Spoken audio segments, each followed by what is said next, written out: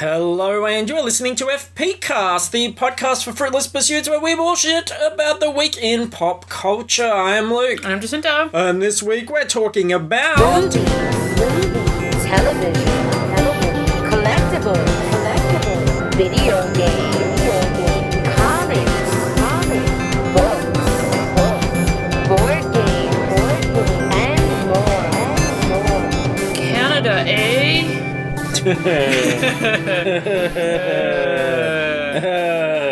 Oh man, this is a can of worms. This one. It's kind of worms that I would quite happily put the lid back on. Yeah. No, the genie is out of that bottle. We're going to be... What a weird show. We're going to be reviewing... no big sort of feature this week. No, the only thing that was out was like Inferno, and I haven't seen any of the other Da Vinci Code movies, so not much point jumping in at number 3. Is it number 3? Number 4? I think it's number 3. I don't know if it's chronologically number 3. Okay. But yeah. Did you know, like... Have you ever read that book? No. It's foul. Okay. And, he's like this top code cracker dude. Mm-hmm. And one of the things that he just can't figure out, he's looking at this thing. It's like, what is it? It's backwards writing. He ends up holding it up to a mirror. Oh, are you serious? It's like puzzle book at the newsagents when you're a kid kind of stuff. And yet he's just like, I can't figure it out. Oh, it's backwards. Holy shit. Yeah. That's pretty bad. That's why it's popular, because it made dumb people feel smart. They were like, maybe I should get into code cracking. Well, I'll go into the museum and crack some code. And cack some dacks and crack some codes. Pack some dacks. Oh, what a start. I think we're saying that all the time lately. So yeah, gosh, I don't know. I'm excited. I think everybody's excited. It's been a really exciting week this week in the world. Everybody's been inspired to grab life by the pussy. Yeah, absolutely. I've just been doing it every day. Yeah, well. Every day. Check your privilege. So we're going to talk some news. We're going to talk about some trailers. We're going to talk about yoga hoses. Yeah. And we're going to recommend a really awesome documentary as well. So, Chicken People. Not that one. And are we going to wrap up with some Fuck Yeah Westworld? Yeah, we are. Oh, Very first installment of Fuck Yeah Westworld. Yeehaw. Big Hat Cowboy. Woohoo. All right. Play a piano. I'm just word associating now. Yeah. Snake Hopkins. Prince Caspian. Lol, the intern.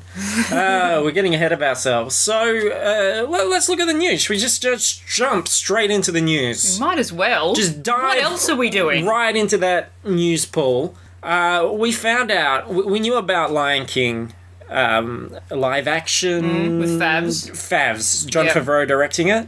They're doing Aladdin as well. Why wouldn't you? Gotta cash that sweet money. Gotta just do as many of these while everybody's excited.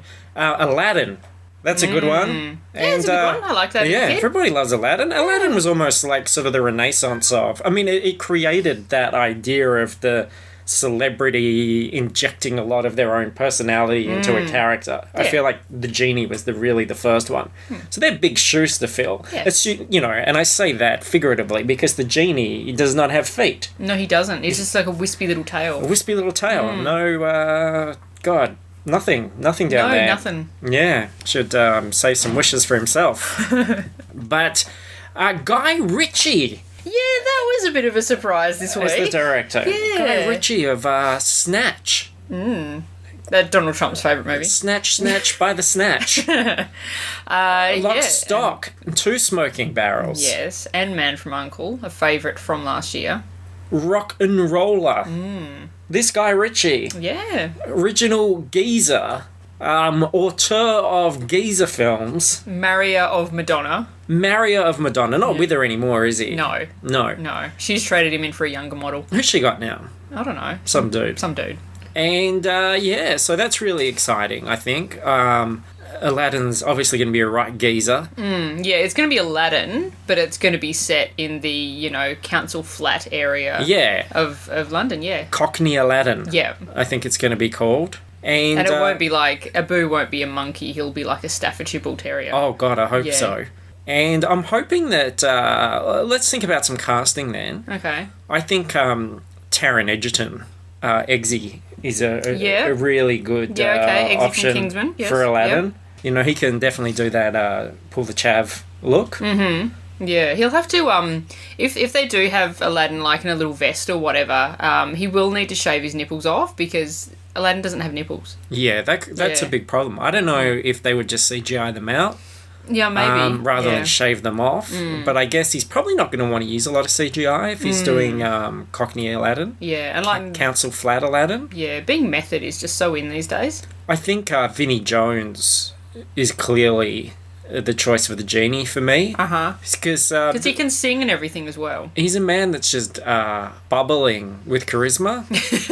Yeah. And you ain't never had a friend like me. It's almost there, isn't Yeah. it? Really. And I don't know. I think Ray Winstone as maybe the Sultan.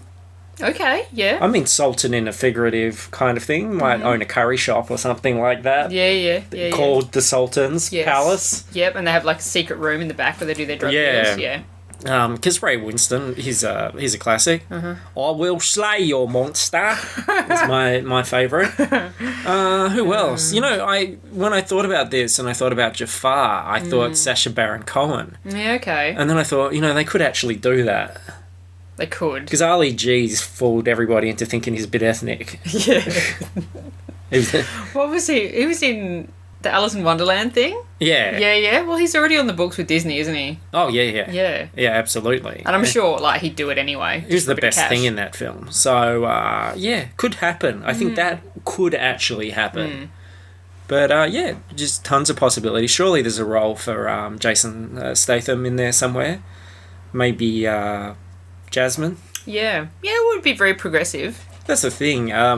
You know, a lot of fans, they go, oh, I'm going to cast someone who's got the same hair as that person. Mm-hmm. The thing is, when you don't have any hair, it's just really... You're a more versatile actor, I think. Because it's Absolutely. And I quite think- easy just to slap on a wig. I think he could wear turquoise so well. I think he'd look great in harem pants. Mm-hmm.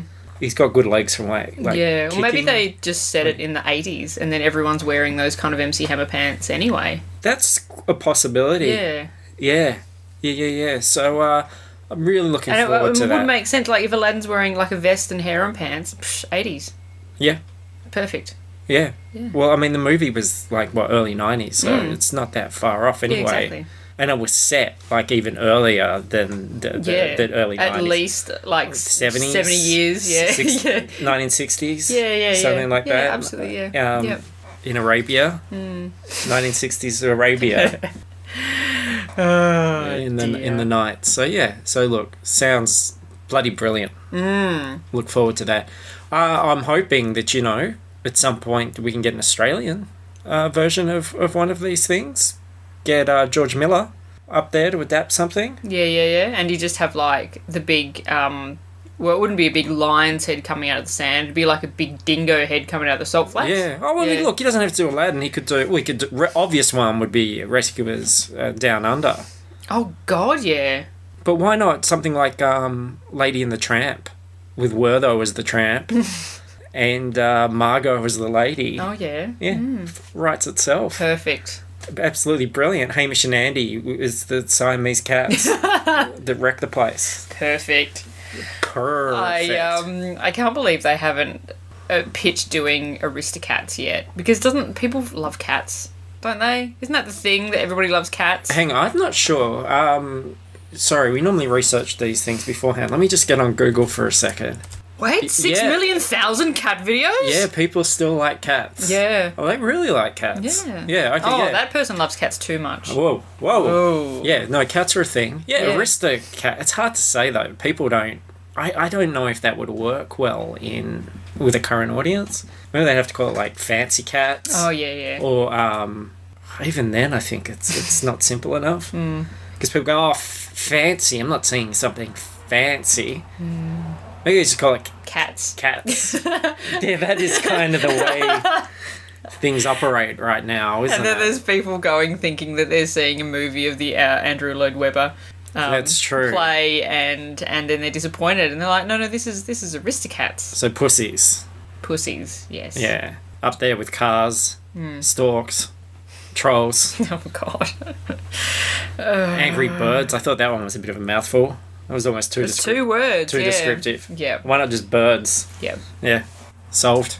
All right, and the only other little bit of news was we got to see Amber Heard. Do you think she should be seen and not heard? I think given the year that she's had, she should be allowed to be heard as much as she likes. She rose out of the ocean. We sort of wondered, where does she go after she breaks up with Johnny Depp? Under the sea. Under the sea. Apparently, yeah. Goes under the sea. She's playing Mira, which is like a mer person with an A on the end.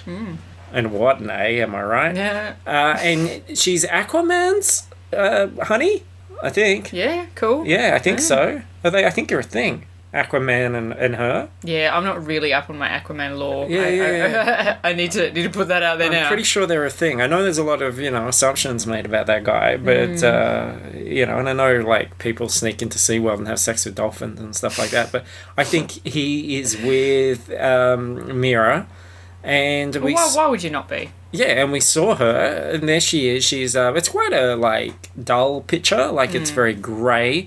It's hard to see the details, but it's certainly an ornate, greenish kind of bodysuit thing. She's got a headpiece. She looks quite regal for, like, sort of an ocean queen.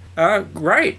Lots of promise. Digging deep with the DC characters. How fantastic. We're going to have to do a lot to sell me on this stuff because I tend to only see films that... and read comics that I find very relatable. Yep. And I find the ocean to be really not relatable. Yeah, there's too many sharks. Yeah. Holy shit, did you see that video during the week of the guy who was like cage diving with a great white shark? No. And like this fucking 4-meter shark or some shit managed to get through the bars of the cage, and this little shark cage, it was a massive shark, and the dude in the cage with the shark. And the only thing that saved him is the fact that the shark went, "Oh fuck, I'm not meant to be in here," and was not interested in eating him. He was just interested in getting the fuck out of this cage. Did he just go fetal? I imagine so. They the camera's like from the top of the cage, and you see the sharks just thrashing around, and eventually it kind of pushes itself up out of the top of the cage and just pissing blood everywhere, and you're like, oh my god, is that the shark or is that the guy? And it managed to flip itself out, and the guy doesn't come up for about 30 seconds, and you're like, oh, that guy's dead. But he comes up eventually and they drag him out and he's all fine. But it was the most hectic video I've ever seen. Who is responsible? Cage manufacturers. Got a lot to answer for. Yes. Hey. Yeah. Very scary. Somebody didn't check all their boxes. I hope he was wearing the brown wetsuit that day, because it was brown afterwards. He most definitely was. He would have nerd poled up to the surface. So, yeah, I don't know. I don't find the ocean appealing in that sense. You think it's a pretty dark, cold place. Even when in not in Justice League, in Batman v Superman, you didn't see, like, Atlantis. He was just hanging in a wreck, wasn't he? Or he was just, like, bathing in that, like, 2 seconds that you saw him. Clam shell or something. Yeah. He was stuck in a 6-pack holder plastic thing. It was like stuck around his bicep. Yeah. That's why they're so big, they're just swollen. Yeah, there was like, he was attached to a seagull. Do you ever see The Shallows? Oh, no. No, that stars like Blake Lively. Yeah. Top billed. Yeah. Isn't she just on a surfboard trying to get into shore and there's a shark there? Isn't that the whole movie? Well, yeah. Shark, second build. Yeah. And there's a seagull. Okay. Which I think is third build. Okay, cool. Third build.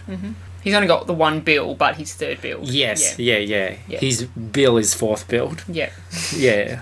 And his name's Bill. Okay, well, that works. Really confusing. Yeah. Really confusing movie. That's the thing, you go, oh, okay, it's a girl trying to escape from a shark, like in pretty much real time. That's simple. But they managed to make it really confusing. Okay. And just because, like, also, the guy from the wetsuit shop is down on the beach and he's waving a bill at her. He's like, don't you fucking get eaten by that shark. You have to pay me for that wetsuit. Because her check bounced. Yeah. And she's like, God, like, who's the real shark in this situation? You know? Yeah. Oh, so many layers. I know.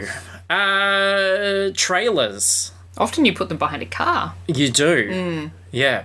Trail behind. Yeah. Which is weird because they put them in front of the movie, don't they? That is weird. At the cinema. It's a trailer. That's the cart leading the horse. It is. It's the tail wagging the dog, essentially. We got a couple of them. By couple, I mean 3. Kind of kinky couple. So, like, it's like it's a special couple. Experimental couple. Bored couple. Don't kink shame these poor trailers. No, I'm fine. The biggest one's got to be the final Rogue One trailer. Yeah, which I didn't really want to watch because I was like, well, look, I'm sold on this already. I just really don't need to see anything more. But I watched it anyway because, like, how could you not? Yeah, this is their final push. Except, there's going to be, like, 30 TV spots. But, it's an odd one. Like, obviously, I'm very sold on this film. And it's my most anticipated for the year. But, I don't know how I feel about that trailer. It's probably my least favourite of the ones that they've brought out. By far the most generic and widely appealing, I think. There's just a lot of kind of generic-y, hero-y stuff. There's a lot more Darth Vader to get in, the people that know vaguely who Darth Vader is. But even then, like, he doesn't get to say a line or anything. It's a quick shot of him walking forward sort of through some smoke or mist. Looks like it's in an interior. It looks cool. It's a good shot. And there's also a shot of what I assume is the back of his head when is it when Mendelssohn's talking? Yeah, Mendo. But yeah, it doesn't have, and maybe I'm only sort of nervous about this because of the fact that we knew there were reshoots, because it didn't have that sort of sense of fun. And it doesn't have that sense of fun. There's no sort of, the camaraderie and the kind of banter isn't in this trailer. There's nothing sort of elating about it. It's very serious. Which I'm not really that bothered about. Like, if they want to save most of it for the movie, then cool. Yeah. We got to see Mads Mikkelsen. I'd completely forgotten that he was in this movie. Looks like he might be a designer of the Death Star. So that's kind of interesting. He's Jin's father, and we said that way back when that Mad's dad. That must be the reason for her to be going in, is because her father's involved somehow. When we were talking about how he would be a good Imperial, looks like he's a reluctant Imperial, but still, it was Felicity Jones's performance that kind of threw me in that trailer. It's a bit stiff upper lip, lads. We're going to be rebels. Tally-ho. But then a lot of Star Wars dialogue is quite, people declaring things. Yeah. And I think that the Force Awakens trailers were quite cautious about not having a lot of that dialogue in. It was visuals and music. There's no big music cue in this new trailer, which I think was an issue for me, whereas even in that initial trailer, that weird klaxon and the way that changes I really enjoyed. So it doesn't have one of those moments. I mean, I certainly think if you isolated half of Rey's dialogue and just had her saying those things, it would seem really goofy in a trailer, and I really love that character, so who knows. But I reckon Mendo is going to kill it. He looks just great in that trailer. Yeah, he does. I'm pretty excited for Mendo. I enjoyed hearing him talk. But yeah, I don't know. I guess we'll find out. It just wasn't one of those things that really gave me the feels. Unlike that last Force Awakens trailer had that bit where Han Solo's like, the Jedi, it's true, all of it, and stuff, and you're just like, oh, and it's all intercut with pictures of that shit. Yeah, but it's also because it's like Han as well. That's true. Yeah. There's an investment there. There's no investment in Jin yet. No, and our legacy character is Vader in this one, and I have a feeling there'll be even more than that floating around. I'd be very curious to see what surprises they have up their sleeve, and I really think there's got to be an opportunity. We must be getting at least a glimpse of R2 and C-3PO, only for the fact that they've been in every other Star Wars movie, and I can't imagine the precedent being set without them. Oh, well, surely they'll turn up at the end. Yeah, getting onto the blockade runner, I think we'll have to. Though they weren't together then, were they? But I think we might get a glimpse of them as they sort of head out on that mission. Weren't they together, though? I can't remember. Did they sort of meet No, I guess... No, they are together, aren't they? Yeah, they end up in that same pod, don't they? Oh, yeah. But I mean, like, when... Are they hanging out right from the beginning? Yeah, it's a kind of popular movie that I've seen a lot of times. You think I would know this? I actually don't watch A New Hope that much. Like, if I go back to them, I actually tend to watch Return of the Jedi the most. That's my favourite one. Great beginning. Doesn't make any sense, but it's really entertaining. Mm-hmm. Did you see I saw an action figure of Admiral Radis, R-A-D-D-U-S. How rad. Yeah. And he's a Mon Calamari. But he's a sort of bluish colour, supposed to be like an Akbar from a colder climate. Oh. Yeah. There you go. And he looks a bit more sort of run down and kind of like sick of this shit. Like getting too cold. old for this shit. Yeah. So, God, these lobsters are putting us all to shame with their ambition. Tell you what, Admiral here, Admiral there, all of them. Radis, Gnarlius, Sickest, Wickedest. So, yeah, that's all fun. We saw the Power Rangers trailer. This is for the Power Rangers movie coming out next year. Yeah, it was built as a teaser trailer, but I don't think I've seen a teaser trailer that's like 2.5 minutes long before. I think most are now. I think teaser just basically ends up meaning the first. And I think it sort of means we're still developing this stuff and we don't have many special effects done. But what did you think of this thing? The first time I watched it, I sort of went, oh, that looks a bit shitty and goofy.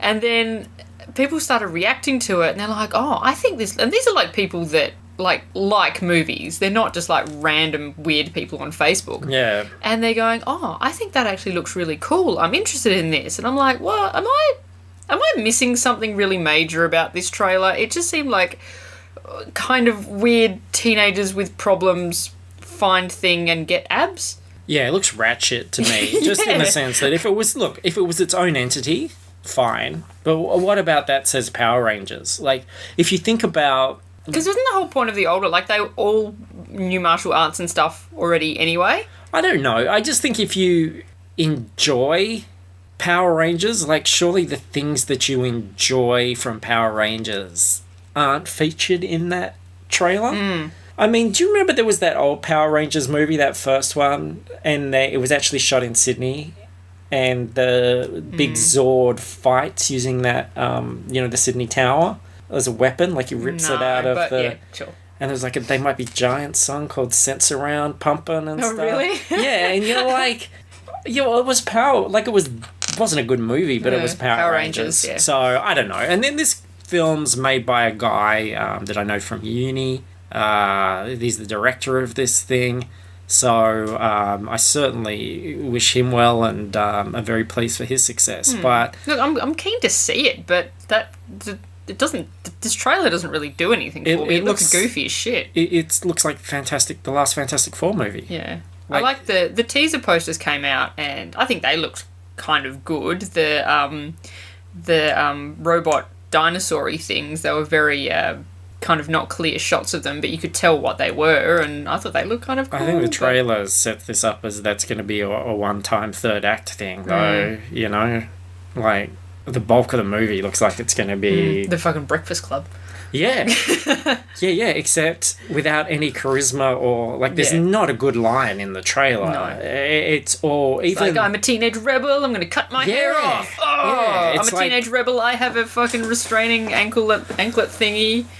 Yeah. Like the worst YA teenager bullshit where there's just no personality or character attached. From the moment where you see the graffiti on the locker, die, ugly loser. No one cares about you. Yeah. Oh, like, people that age shouldn't be saying stuff like, die, ugly loser. You know, that sounds like a fucking 3-year-old. real scathing. Like, you would... Seriously, if you saw that, you would think, well, I am dealing with an absolute mental midget here. Like, this isn't somebody... Like, life is going to deal with that person. Yes. You know, that person is already having the shit beaten out of them by their trailer trash parents. Mm-hmm. I don't have to worry about this person. Like, that person... I just have to put up with them for maybe a couple more years, and then... Yeah. I might suggest they read a book or something, because this isn't a smart... Or watch something other than the Kardashians. Yeah, this isn't a smart person. So that's kind of the vibe I get from that trailer. These aren't smart kids or interesting kids or relatable kids, or there's no humour or warmth or character or anything in this 2-minute teaser. So, but you know, they chose the 2 minutes to show us. So, fuck them. In better news, though, Greg Sestero... Testosterone. Of the Room fame, who wrote the Disaster Artist book, who has been on this very podcast. We had a chat with him. He's made a film with Tommy Wiseau, which they sort of did this on the sly. It's called Best F parentheses R Eens. Best Friends, or is Best that Fiends? Fiends. Yeah. Wow. Already you talked about layers before. Yeah.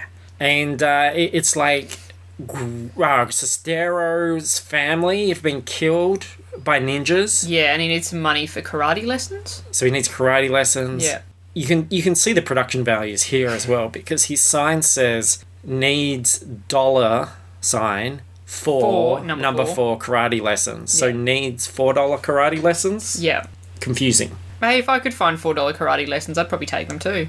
Look, they probably took his wallet. He probably found $4 down the side of the car seat, something like that. You take what you can get. But what he does get instead is Tommy Wiseau in a hearse. Pulls up and basically says, "Get in, you can trust me, guy." Yeah. And then just craziness ensues. Like, Tommy Wiseau's got a sort of Frankenstein lab with a body? A body that he's made? Like a fake faux stero thing there. Intrigue, blood, gold diggers.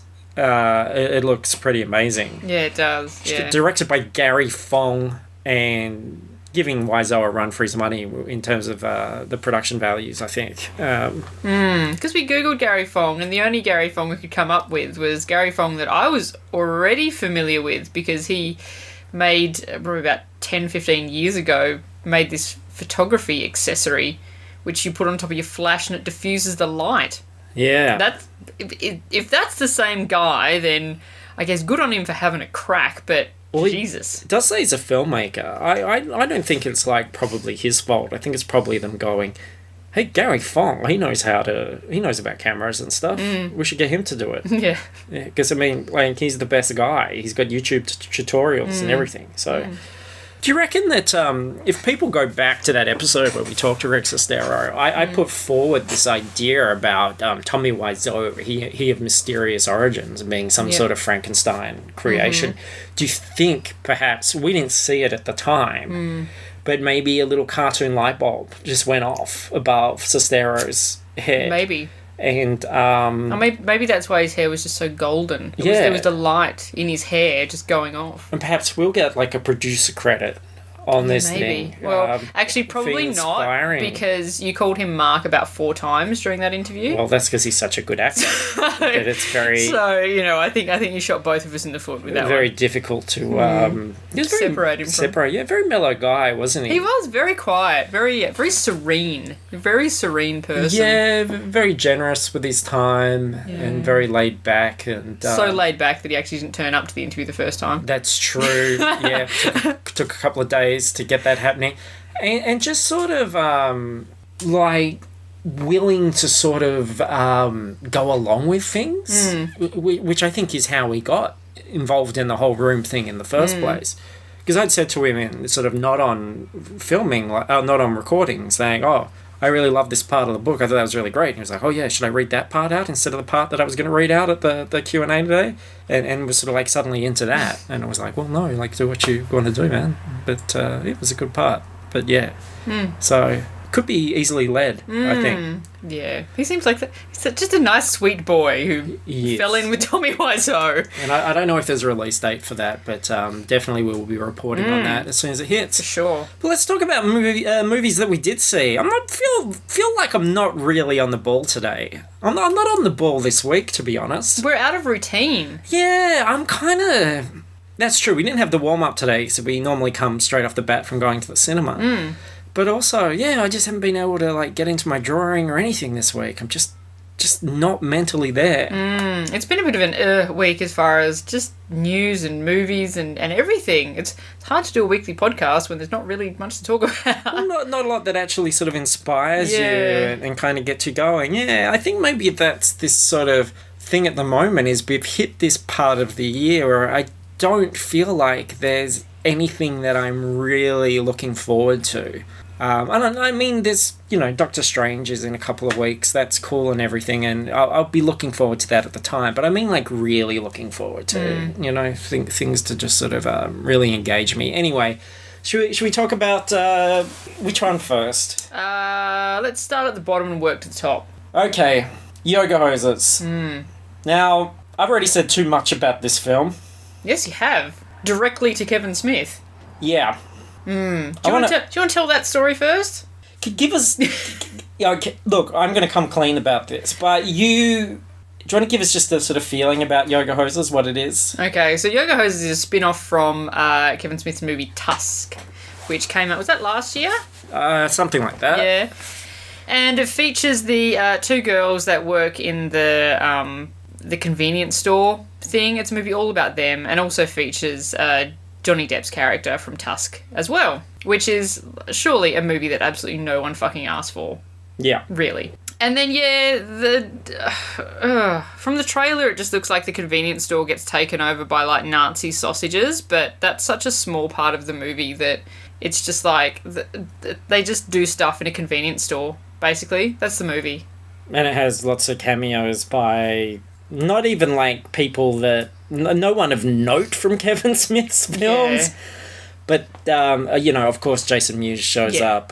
Haley Joel Osment's in there. Justin Long again. But all the, like, people that were really good, like... Michael Parks, is that who was in Tusk? Who was the guy that turned him into a walrus?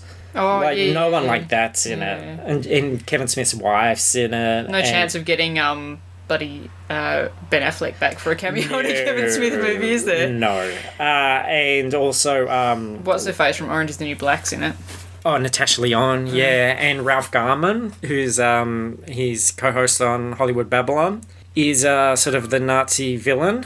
It's a really awful film. It's not a crime to make an awful film. But, yeah, this is a guy who worked with Ben Affleck and Bruce Willis and Seth Rogen and Alan Rickman and Matt Damon, and who really did some wonderful, thoughtful, and really funny things. Even when he, wasn't a particularly great filmmaker, he was certainly a really interesting writer and a bit of a sort of visionary that sort of, arose in those early 90s. And you've got that thing where all of his contemporaries have become so much better and keep getting better and better and have really sort of grown as filmmakers and like I would have lumped all sorts of things like Dazed and Confused and Clerks and everything together, and certainly in that mindset in the 90s when I was watching things like that. But you look at what Linklater's made or what Tarantino's made, and Smith, for me, like, Tusk is a pretty dumb film, but it does actually have a surprising bit of craft to it.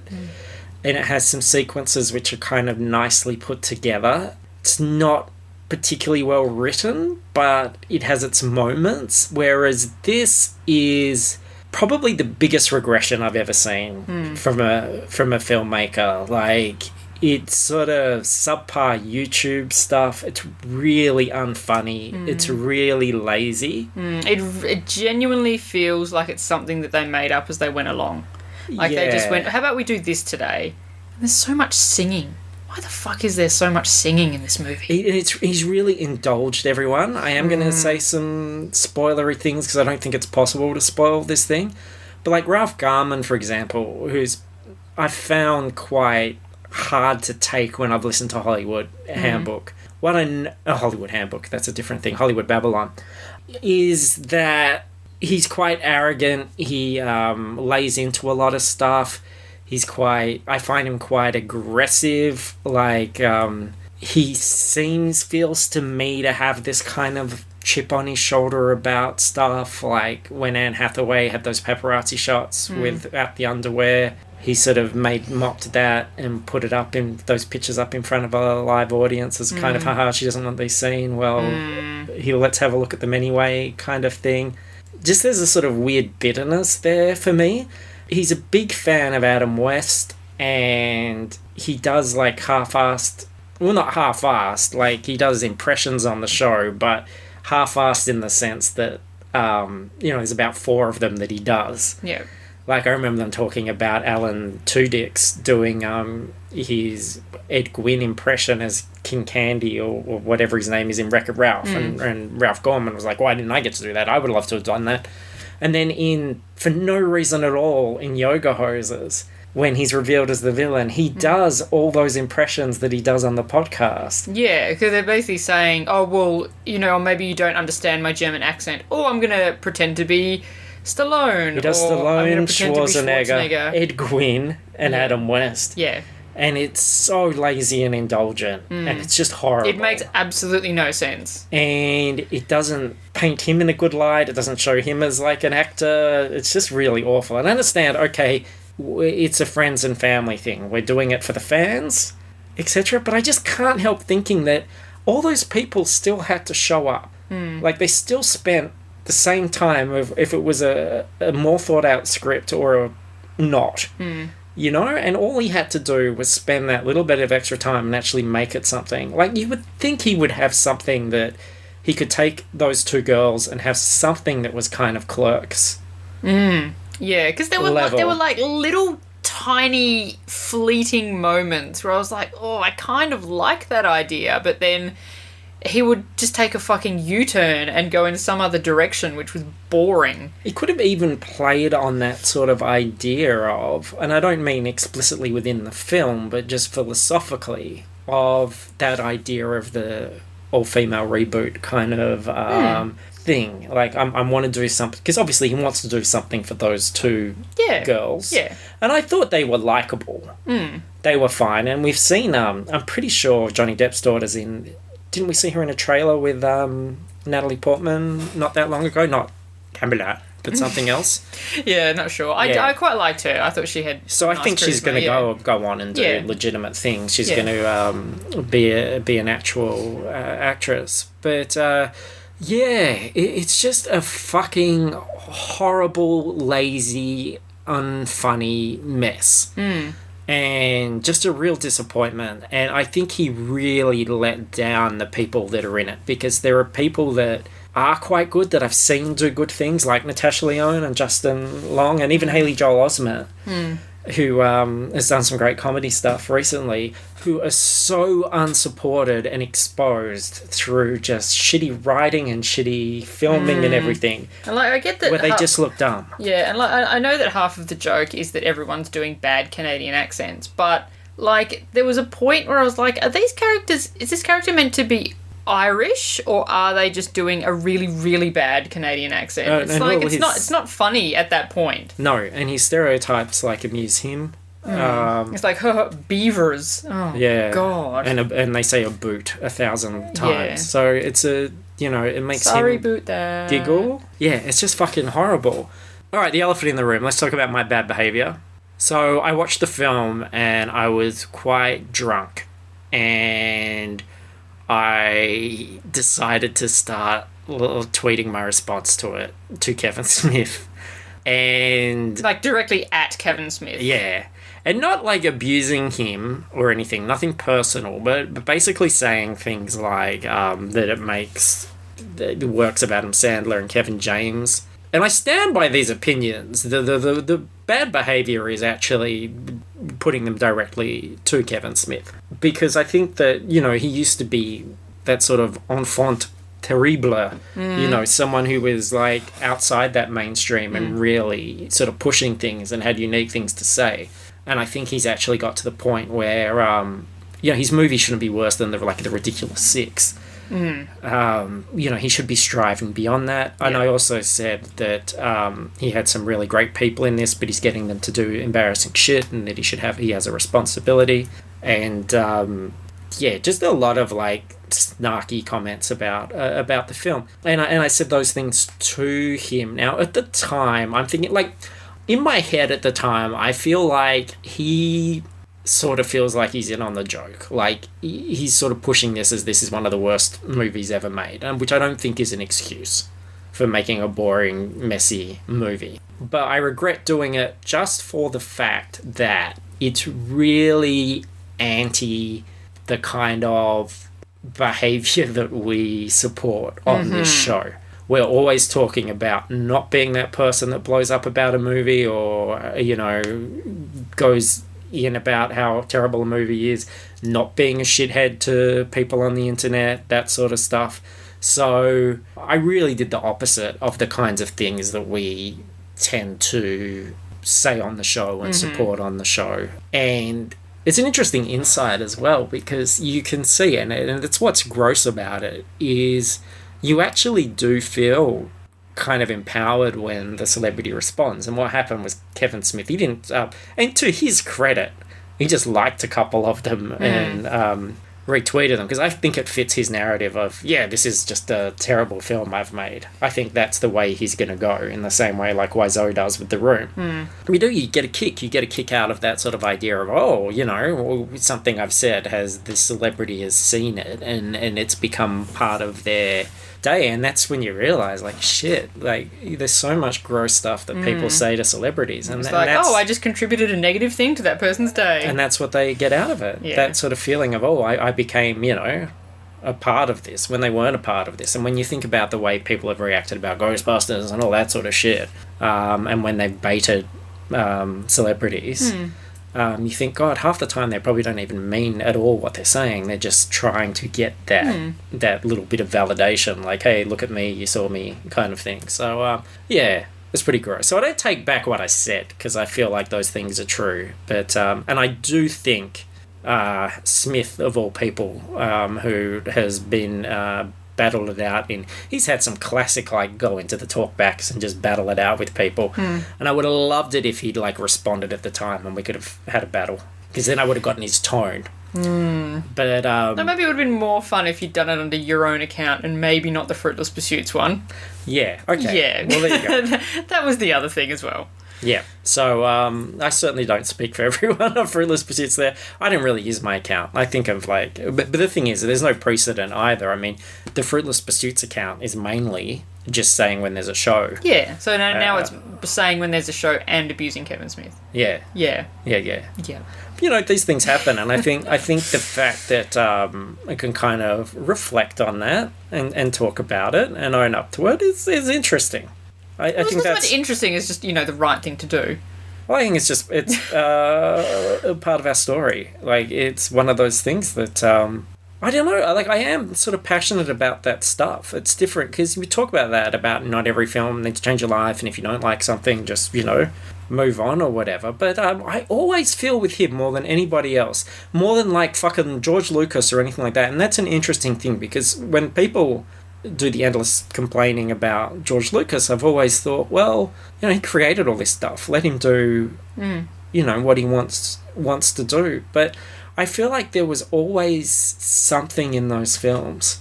Like, story and dialogue and everything, and dealing with actors has never been a thing. But you've really lost sight of something if you don't see those prequels as at least being innovative and sort of groundbreaking. Imagination in that world building and stuff. And there's all these techniques, all these things that were done for the first time, like just in Phantom Menace, that everybody learnt from and then takes on, that wouldn't have existed otherwise. So there's this sort of craft and this kind of paying back all the time with him. Whereas Kevin Smith just absolutely fucking blew me away when like I saw Clerks for the first time. I just fell in love with it. It just became my favourite movie. And he was so inspiring. And I went to film school and I was writing and I was doing all these things. And I just thought, here's this guy that is just...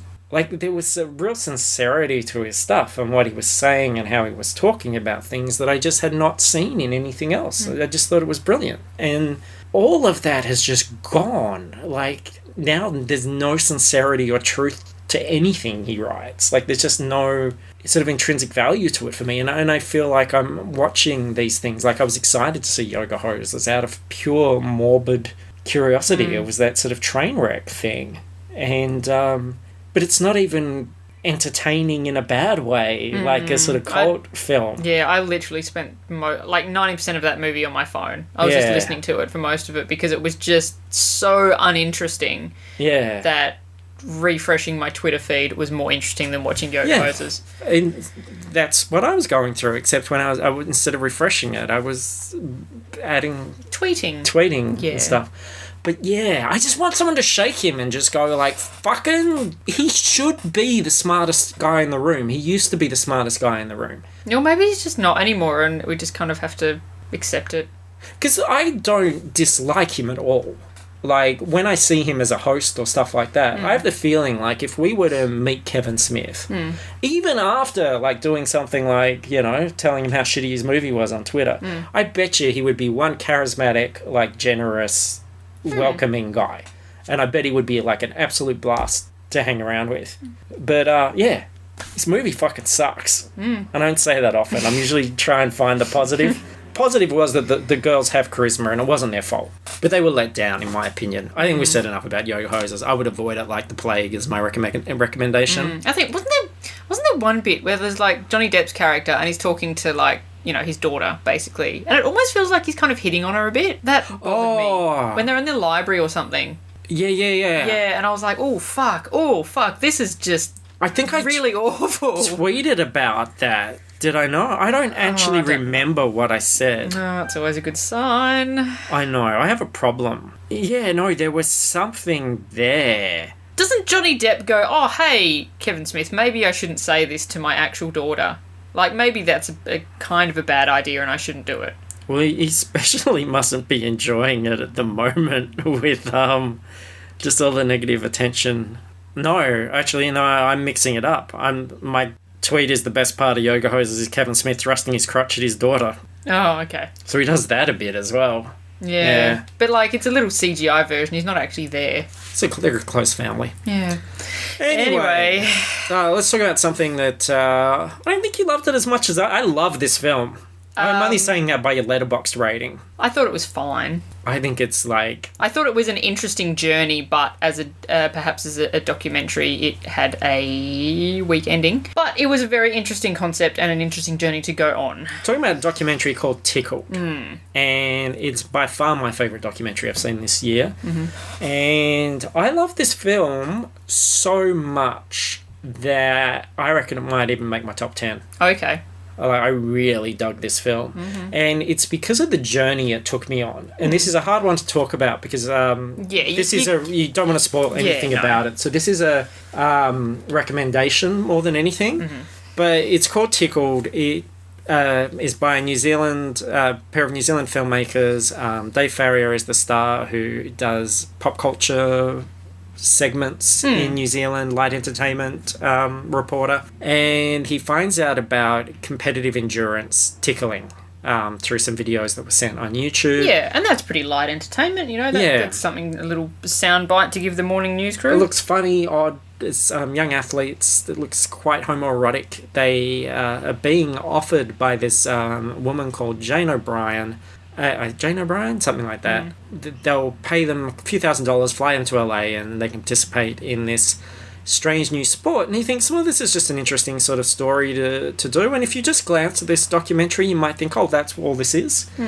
But when they make contact, something very odd happens. And it gets odder and odder and odder. And they begin to realise there is so much more to this story than we thought there was. Yeah. It gets very deep and dark and very strange very, very quickly. And Yeah, it's a very, very engrossing journey. It's got a clear villain in a way, which some of my favourite documentaries have, like, King of Kong with Billy Mitchell as the villain. This one's far more sinister than Billy Mitchell. Yeah, it almost becomes this sort of unravelling of a sort of supervillain as they become embroiled in something that is so much bigger than they ever expected. And it becomes this globe-trotting investigative, just... I loved it. Not only do I think the story is just absolutely fascinating, if you watch it and you enjoy it, there's some great follow-up stuff you can watch. This story did continue. I watched a 45-minute video that was shot at one of their screenings where something crazy happened. I almost found that as engrossing as the documentary itself.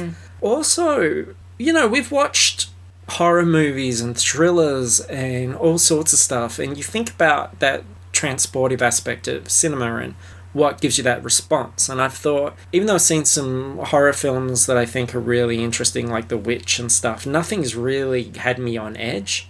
But that moment when those guys were going to confront for the first time, I was on edge more than I'd been in any movie. I was feeling like I was in their situation with them. You feel like a part of the team. Yeah. When they're going, because you don't know what's going to happen. But the thing is, they don't know what's going to happen. Yeah. So you're literally in real time, first person, going through this stuff with them. So I was so there, and it was making me feel these emotions and sort of engagement that a lot of other stuff, particularly fiction, had not made me feel this year. So just on that basis alone, I've got to give it like full credit. So it's called Tickled. If you're able to see it, just trust it. And go along and don't look too deeply into it beforehand. But that's my big recommendation. Yeah, and if you do find that it crops up near you in cinemas, I think it has done some of the film festival stuff like that. There were some really small screenings here, but people had to... It was like you had to pre-buy tickets, and if they'd sold enough tickets, then they were going to be able to run the screening sort of thing. So I think a lot of that kind of stuff is happening with this film. But if you do get an opportunity, do go and see it. It's the craziest shit you'll see this year.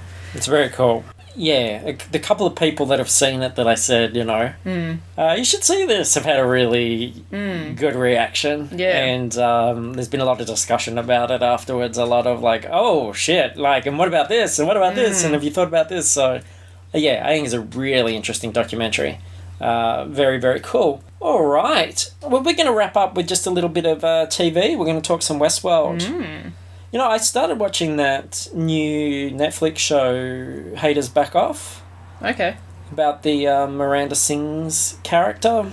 Wants to be famous on YouTube. And has the help from her Uncle Jim. Pretty good. Yeah. Like any sort of comedy, you have that sort of honeymoon period where you're like, do I like these people? Do I not like these people? Is this character going to irritate me, or am I going to enjoy it?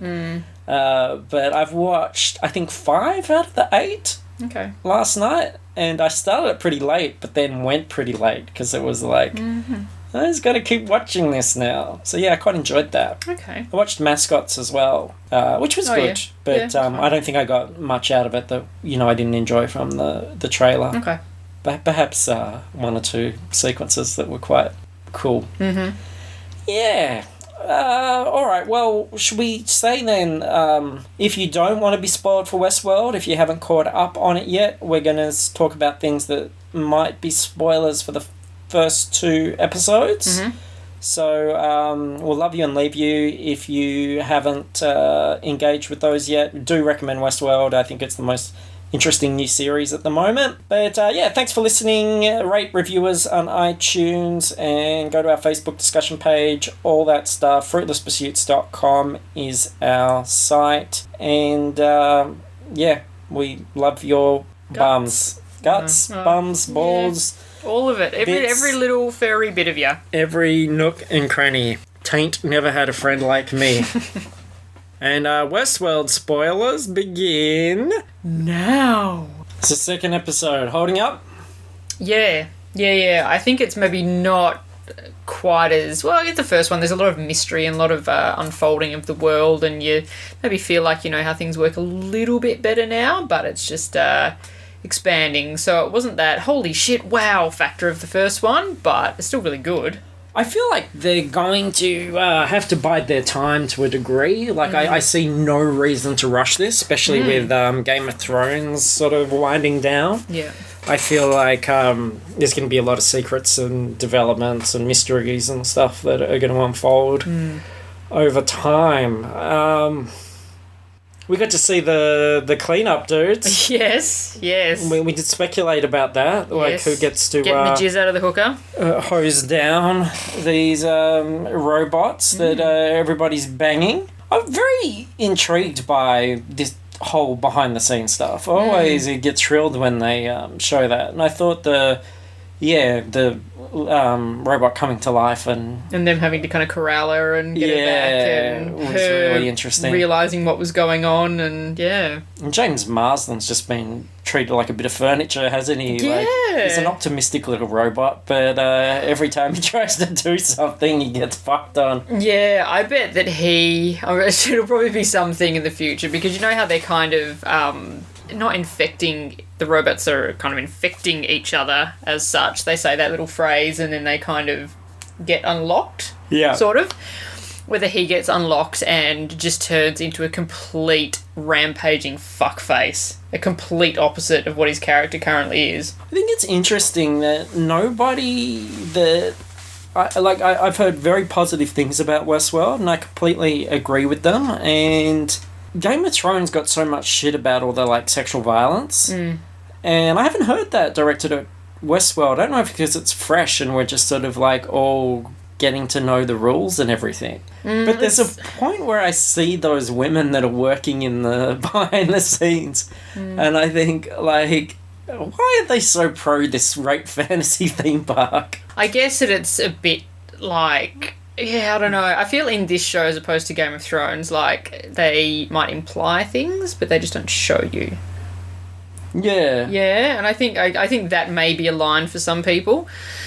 But yeah, I guess it's definitely interesting, definitely something worth thinking about. Yeah, because Anthony Hopkins feels like this sort of whimsical kind of dreamer character.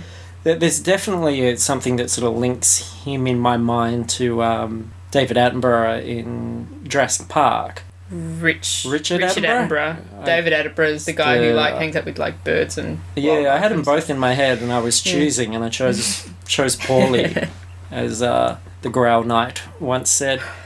I like, was this sort of idealistic, sort of childlike wonder sort of person. So... Do you reckon, that kid in the second episode, is that him? Has he made a little version of him? Possibly, yeah. Yeah, it's sort of like his philosophy kind of seems at odds to me with, like, this idea of, the man in black pays well, so let him... do what he wants. Yeah, go and fuck everybody up. I don't know. I just keep thinking of the bottom line. I just think, these robots, so expensive to maintain. We see them in their sort of white, liquidy, proto-skinless form. And I think, but then every time somebody cuts a throat or does anything, all the right anatomy seems to be there. I don't know how that works with the white plastic people. Oh, you see it all gets, like, dyed and stuff. Yeah. Well, there's, like, look, I think we probably shouldn't think into the process too much. Science robots, and they look like and seem like humans. I'm not thinking about it to criticize it. I'm actually thinking about it because it fascinates me. I think it's just such an interesting aspect because I love the different production areas and that behind the scenes stuff and that really overzealous story guy who's got all these grand plans. And just like in every office, the different departments are at odds with each other. Like the people who do the like physical stuff were bitching about the people who do the kind of behavioural cognition stuff, and I was like, oh, that's fun. Yeah, and I definitely want to start cosplaying as those guys with the hazard suits and the gloves and the face shields who get to spray out flanges all day. Jizz moppers? The robo jizz cleansers. Because I've done a little bit of like pressure hose dishwashing in my time at McDonald's in my youth. Yeah. I reckon I could ease into the sort of position. Yeah, okay. Climb your way up to story. I'm really enjoying it. I think it's a very interesting series, but I do know of some people that just aren't watching it because they do assume that it's going to have those problematic elements like Game of Thrones. Yeah, you're right in the sense that it doesn't so much visually, like it's not sort of lingering. It's so much, I guess in Game of Thrones, it's almost sometimes looking at those sorts of things as not a positive thing in a way, but kind of going, hoo, look at what we're doing. Whereas Westworld takes away from that. But it is a murder and rape theme park that everybody seems to be quite happy to go along with. But that's interesting as well, because from what we've seen, and it's just 2 episodes, and they've got so much room in the future to, and I hope they don't do it too much, but then I shouldn't say that because it depends on how well it's done. You have that opportunity to kind of do that lost flashback kind of thing where you go, well, what were people doing before this? Because we have no sense of what the world is like outside of the park. We've seen the world of the park and the world behind the scenes at the park, but we don't know what state everybody is in before they go there and what values those people have. So there's so many questions. Because the bit where Prince Caspian and Lyle the intern, Liam McPoyle go on the train, like that was such a cool moment, and it almost felt really Hunger Gamesy, where they're coming into the Capitol and you can kind of see everything, and I was like, oh wow. But that sort of makes you feel that maybe there's because if you look at like Lyle the intern's character who picks the white hat, you don't feel that they're necessarily coming from a really dystopian, morally degraded society. You feel like there's still optimism and sort of values, and that they have that sense of wonder, like that they're really intrigued by all this stuff.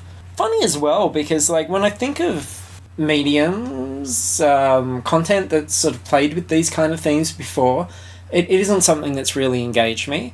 What springs to mind now that we're talking about it is probably like Assassin's Creed. That idea of you've got that ye olde assassin renaissance-y kind of thing, and then it's got that futuristic simulation behind the scenes of that thing. Which, well, that's actually what I thought Westworld was at first. I thought it was a simulation thing that people were taking part in. It makes me wonder how... I guess it's probably too late for Assassin's Creed to sort of, incorporate that kind of feel or approach. But I think, as you said, just that idea of really making that behind the scenes world seem real and relatable in the way that the different personalities are, and everybody's got their own priorities and their own area of expertise and sees every other department as an obstacle, and of being led by this kind of strange visionary. There's a lot to... Like, they've got a nice set of toys to play with moving forward. Yeah, absolutely. And we didn't really get the aftermath of that, because the first episode ends with her killing the fly, which has huge ramifications for the future. It'd be really interesting to see what happens when everything sort of starts turning against them. Because what was then her storyline in the second one? She found a gun? She'd dig up a gun? Was that her character? Oh god, I don't remember. You've got the prostitute character remembering this horrible past thing that had happened. Yeah. And the idea that they're going to start remembering all the horrible things that have been done to them, which I guess is the, payoff for everybody being able to run rampant and do all these terrible things. And we've got this man in black searching for the maze, the entrance to the maze, which is unclear to me if that's some sort of embedded endgame or if that's him subverting what's there. That's the kind of weird thing as well. I mean, and again, this isn't a criticism, it's just fascinating. It's like something I'm looking forward to learning more about. Is it's quite odd that the robots are constantly exposed to things which are outside of the fantasy world anyway. Like, we saw that in the first episode, just the fact that these characters are shooting at someone and nothing's happening. And, so for them it's like all these weird, avenging, immortal devils coming out of everywhere. Or, Yeah, and they're constantly, there seems like a lot of them are just always getting asked, well, are you real? And they'll be like, why the fuck am I not real? What's wrong with you? Yeah. Oh, God, I did love that bit, though, with the old man that he helped coming up and trying to get him into that quest. Yes. Yeah. Having played a lot of Warcraft, I'm like, yeah. Stab that guy. I can see this. You know, it gives you a better sense of how Fuck it you, all flows. NPC. And then, of course, the other thing that we didn't talk about when we were saying spoiler free is just I'm always looking forward to the music. I want to see what songs are going to pop up on the old player piano. Yeah. So we had Radiohead's No Surprises in episode 2. So yeah. Very, very cool. Very interesting. I've actually resubscribed to HBO for this one because I think they've been putting the episodes up a little bit early, so I can probably go home and watch episode 3 now. I thought, and this wasn't my theory, it was someone smarter than my theory, was that they put it up early last time because it was going to clash with the presidential debate. Oh, really? Yeah, Oh, okay. And they knew that probably was a bad better idea. to get it happening early. So I don't know if that'll be a regular thing or not. But it certainly made sure that more people had the opportunity to see the jizz moppers. to grab it by the pussy. Trump. What a class act. So, yeah, Westworld. Looking forward to the next one. Yeah. Well, there you go. Yeah. Fuck yeah, Westworld. I'm just got no energy now. No. I just felt, I could see the light at the end of the tunnel, and I just went, I'm done. Burp. Bye. Burp. Bye.